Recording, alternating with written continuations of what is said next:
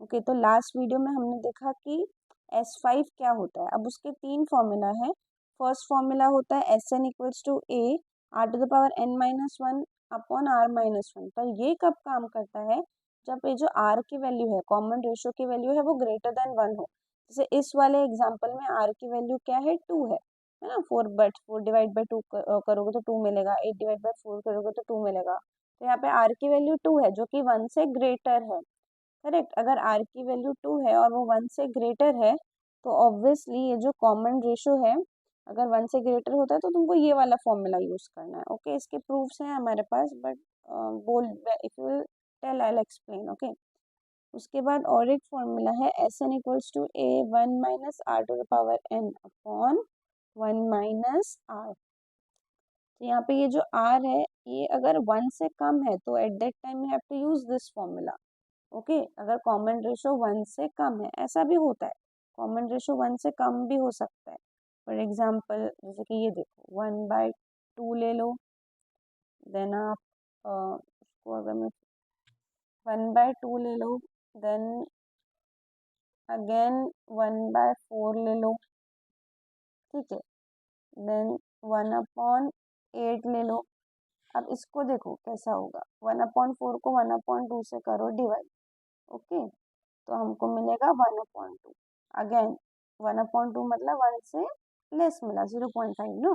तो 1/8 को भी 1/4 से डिवाइड करोगे तो अगेन यू विल गेट 1/2। तो ऐसे भी ज्योमेट्रिक प्रोग्रेशन हो सकते हैं ऑब्वियसली, जिसका कॉमन रेशो 1 से कम है। तो ऐसे ज्योमेट्रिक प्रोग्रेशन में Sn निकालने के टाइम पे हम ये वाला फॉर्मूला यूज करेंगे। ओके, और अगर समझो तुम्हारी सीक्वेंस है, इनफाइनाइट सीक्वेंस है, और तुमको एस इन्फिनिटी फाइंड करना है। एस इन्फिनिटी मतलब जितने भी टर्म्स हैं उस सीक्वेंस में, वो सारे के सारे उसको अपने को ऐड करके निकालना है। जैसे कि यही वाले एग्जांपल में 1/2, 1/4, देन 1/32, ये अगर सीक्वेंस अनएंडिंग है, यानी हमेशा आगे बढ़ते जा रही है, ठीक है, तो इस केस में हम एस इन्फिनिटी निकाल सकते हैं। यानी एग्जैक्ट वैल्यू नहीं होती है, वो मिलती है exact value, I mean to say कि sum of all the terms of the sequence. But अगर टर्म्स ही इनफाइनाइट है तो हम बोलते हैं कि वो उस नंबर की तरफ टेंड कर रहा है। ओके, सो वो आप लोग के स्टडी में नहीं है, बट हमको एस इन्फिनिटी निकालते आना चाहिए। तो एस इन्फिनिटी का फॉर्मूला है हमारे पास a/1 माइनस आर। ओके, तो वो केस में ये जो r है ना, सिर्फ ये r क्या होना चाहिए, -1 और 1 के बीच में ही होना चाहिए, तभी हम एस इन्फिनिटी फाइंड कर सकते हैं। यानी r की वैल्यू किस टाइप से होनी चाहिए, -0.5 चल जाएगा, 1/2 चल जाएगा, -1/25 चल जाएगा, कि ये सारी वैल्यूज -1 और 1 के बीच में है।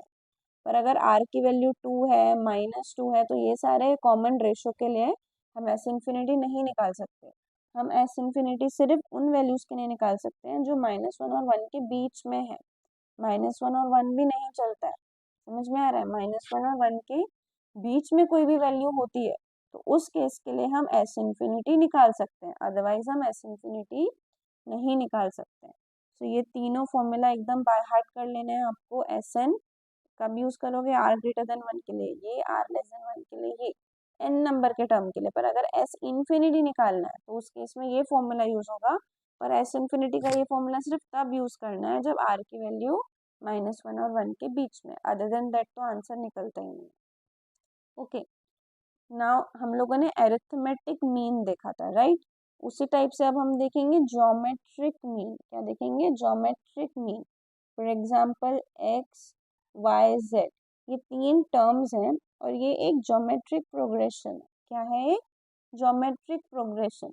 ज्योमेट्रिक प्रोग्रेशन मतलब जब नेक्स्ट वाली टर्म को पहले वाली टर्म से डिवाइड करते हैं तो वो जो रेशो रहता है ना, वो रेशो सेम रहता है। तो अगर ये ज्योमेट्रिक प्रोग्रेशन है तो इसका मतलब क्या होगा, अगर मैं y/x लेती हूँ तो भी हमको एक वैल्यू मिलेगी r, या मैं अगर z/y भी लेती हूँ तो भी मुझे एक वैल्यू मिलेगी r, ये वैल्यू सेम मिलेगी, तभी तो ये जीपी होगा ना। तो ये दिया हुआ है कि x, y, z क्या है, एक ज्योमेट्रिक प्रोग्रेशन है। तो इस केस में y/x जितना रहेगा उतना ही z/y रहेगा। तो मैं लिख सकती हूँ कि y/x जो है वो z/y के इक्वल है। अब यहाँ क्रॉस मल्टीप्लाई कर सकते हैं तो वाई स्क्वायर कैसे मिलेगा हमको, एक्स इंटू जेड करके, करेक्ट। तो y की वैल्यू कैसे मिलेगी, under root of x into Z करके, कुछ नहीं लिखा, मीन्स ऑब्वियसली मल्टीप्लाई है बीच में। सो इस तरीके से हम y की वैल्यू निकाल सकते हैं, y in the sense the middle term. अगर ये तीन टर्म्स ज्योमेट्रिक प्रोग्रेशन है, राइट, जीपी में है, तो हम बोल सकते हैं कि ये जो मिडल टर्म है वो कैसे मिलेगी, इन दोनों को करो मल्टीप्लाई और उसका ले लो अंडर रूट, तो हमको क्या मिलेगा, y which is the middle term, और इस y को हम कहेंगे जियोमेट्रिक मीन। क्या कहेंगे, जियोमेट्रिक मीन। ये y क्या है, जियोमेट्रिक मीन। मतलब जब तीन टर्म्स ज्योमेट्रिक प्रोग्रेशन में होती है तो मिडल वाली टर्म को हम ज्योमेट्रिक मीन बोलते हैं।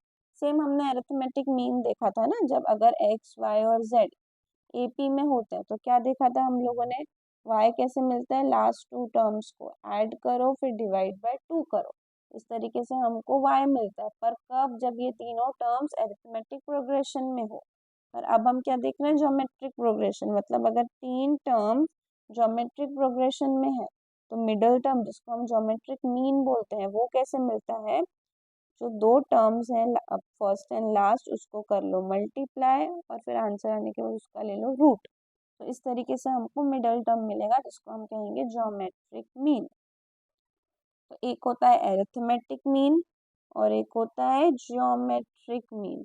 अगर तीन नंबर्स हैं, ठीक है, वो तीन नंबर्स का हमको एरिथमेटिक मीन भी निकालना है और ज्योमेट्रिक मीन भी निकालना है, तो हम हमेशा ऑब्जर्व करेंगे कि जो एरिथमेटिक मीन की वैल्यू होती है ना, वो हमेशा ज्योमेट्रिक मीन से ग्रेटर ही होती है।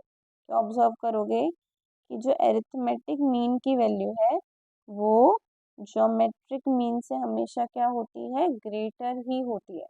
Always remember that arithmetic mean is always greater than the geometric mean. I hope यहाँ तक सब बातें क्लियर है, ठीक है। बट सिर्फ एक केस होता है जब एम और जीएम सेम होता है, वो कब होता है, जब लास्ट के दोनों टर्म्स ना सेम हो। मतलब अगर x और z ये दोनों इक्वल वैल्यूज हैं तो सिर्फ इसके लिए क्या होगा, जो y का वैल्यू है वो सेम मिलेगा। सिर्फ तब हम कह सकते हैं that arithmetic mean is equal to what, geometric mean. Okay, if the last two terms are equal only then y की वैल्यू क्या मिलेगी हमको, सेम मिलेगी। समझ में आया, मतलब जैसे यहाँ पे z की जगह x रख लिया तो x into x x square का रूट करोगे तो x मिलेगा, ठीक है। अब इस फॉर्मूला में भी अगर z की जगह x रखा तो x plus x 2x, 2x को 2 से डिवाइड कर लोगे तो क्या मिलेगा हमको, x मिलेगा। समझ में आ रहा है, तो यहाँ भी x मिल रहा है और यहाँ पे भी x मिल रहा है। तो ये am और gm इक्वल सिर्फ तब होता है जब x और z यानी लास्ट की दोनों टर्म्स इक्वल होती हैं, तभी am और gm इक्वल होता है। उसके अलावा सारे केसेस में हम क्या कहते हैं, am gm से बड़ा है। तो एक्चुअली ऐसा लिखा जाता है am greater than equals to gm, यानी दोनों पॉसिबिलिटीज हैं, am ग्रेटर भी हो सकता है इक्वल भी, पर इक्वल सिर्फ तब होता है जब दोनों भी लास्ट के टर्म्स क्या होते हैं, सेम। सिर्फ उस केस में am और gm क्या होता है, इक्वल। क्लियर है यहाँ तक।